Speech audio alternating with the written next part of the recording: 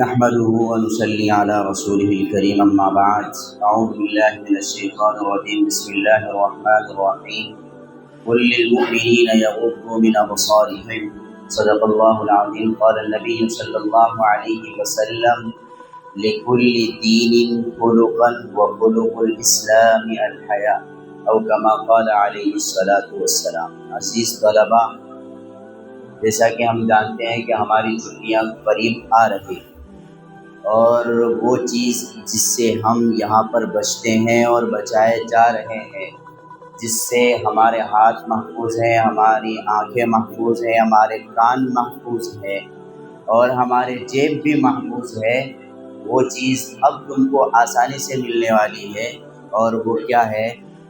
Phone ہے، mobile ہے۔ کیا ہے؟ موبائل ہے۔ تو یہ موبائل اللہ تبارک و تعالیٰ کی ایک بہت بڑی نعمت ہے، ہم اس سے انکار نہیں کر سکتے ہیں۔ موبائل اور سوشل میڈیا، اس کے بے شمار فوائد ہیں اور اس سے کئی زیادہ کیا ہے؟ نقصانات۔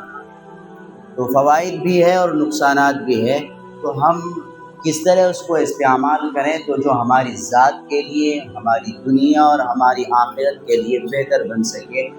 تو اس کا اگر استعمال صحیح ہو اور صحیح جگہ پر، صحیح وقت پر اور صحیح چیز دیکھنے سننے میں ہم استعمال کریں تو یہ ہماری جہاں دنیا کے لیے فائدہ بننے والی چیز ہے، وہی ہمارے لیے آخرت کا بھی ذریعہ بنے گا اور نجات کا بھی ذریعہ بنے گا، اور ہمیں جنت بھی اس سے حاصل ہوگی انشاءاللہ اگر ہم اس کا صحیح استعمال کریں۔ تو موبائل کے بے شمار فوائد ہیں۔ اس میں سے فائدہ کیا ہے کہ بھئی پہلے زمانے کے اندر اگر ہمیں کسی سے تعلق قائم کرنا ہوتا اور کسی سے ہم کانٹیکٹ کرتے تو اس کے لیے کیا ہوتا؟ پہلے خط لکھتے اور خط پہنچتے پہنچتے 10 دن 20 دن مہینہ تک لگ جاتا، اور پھر جا کر کے پتہ چلتا کہ بھئی یہاں سے یہ خبر آئی ہے، یہ اطلاع ملی ہے، پھر اس کا جواب آتا، یہ سوال اور جواب یہ آتے جاتے پورا 2 مہینہ لگ جاتا، پھر اس کو خبر ملتی تھی کہ بھئی فلاں کا انتقال ہو گیا، یا پھر فلاں کی شادی ہوئی ہے، یا پھر فلاں کو بچہ ہوا ہے، وغیرہ وغیرہ اس طرح کے خبریں ملتی تھی۔ کس کے ذریعے؟ خط و کتابت کے ذریعے۔ تو وہ کتنا وقت لگ جاتا تھا؟ تقریباً 1.5 سے 2 مہینے لگ جاتے تھے۔ اور آج اگر ہمیں کسی کے بارے میں کوئی خبر معلوم کر، کسی کے بارے میں، کسی چیز کے بارے میں، کوئی بھی تعلق یا کوئی بھی کام کے لیے ہمیں، اگر آدمی کہاں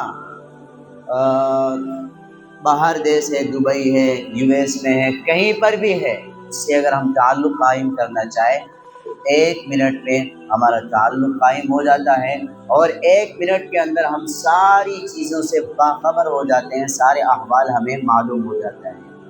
اور اگر جو آدمی جس ملک میں رہتا ہے، اس ملک کی خبر، اس کو پل پل کی خبر آج انسان کو معلوم ہو جاتی ہے۔ کیوں؟ اس لیے کہ موبائل نے اس کو آسان کر دیا، انٹرنیٹ نے اس کو آسان کر دیا۔ تو ایک بہت بڑا فائدہ ہے۔ کیا ہے؟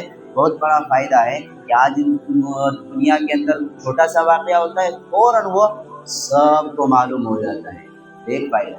دوسرا فائدہ کہ ہم اپنے والدین سے بات کرتے ہیں، ماں باپ سے بات کرتے ہیں، جہاں ہم گھروں میں اپنے ماں باپ کو چھوڑ کر آئے ہیں، جہاں ہماری عمر ایسی ہے، یا پھر ہمیں اپنے ماں باپ سے اتنی محبت ہے کہ ہم اپنے ماں باپ کی آواز سنیں، سامنے رہیں، کھائیں پئیں اور ان سے بات کریں، وہی بات کرنے کے لیے آج ہم گھر چھوڑ کر کے پڑھنے بھی آئے ہیں، لیکن فون کے ذریعے ہم اپنے والدین کی آواز سن لیتے ہیں، بات کر لیتے ہیں۔ تو دوسرا فائدہ، اور بھی بے شمار فائدے ہیں۔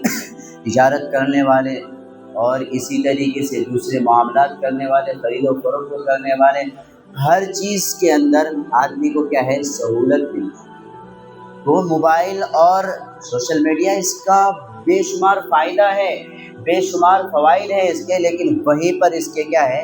بے شمار نقصانات بھی ہیں اگر اس کا استعمال صحیح ہو۔ اس لیے دعا کریں کہ اللہ تبارک و تعالی ہمیں اس فون کا صحیح استعمال کرنے کی توفیق عطا فرمائے۔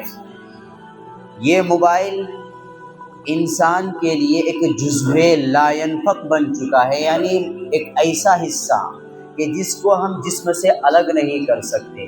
مثال کے طور پر ہاتھ ہے، ہاتھ کو ہم جسم سے الگ نہیں کر سکتے، اگر الگ کر دیں تو اس کے فائدے سے ہم محروم ہو جائیں گے۔ کان ہے، اس کو الگ کر دیں تو ہم بہرا ہو جائیں گے، ہمیں سنائی نہیں دینے والا کہ ہمارے بارے میں کون کیا بات کر رہا ہے۔ آنکھیں نہ ہو تو ہم دیکھ نہیں سکتے کہ ہمارے طرف کون دیکھ رہا ہے اور کس نظر سے دیکھ رہا ہے۔ آپ کو کسی کی آواز سن کر کے لطف اندوز ہو رہے، لیکن دل چاہتا ہے کہ ہم اس کو دیکھیں بھی لیکن وہ سامنے نہ آئے۔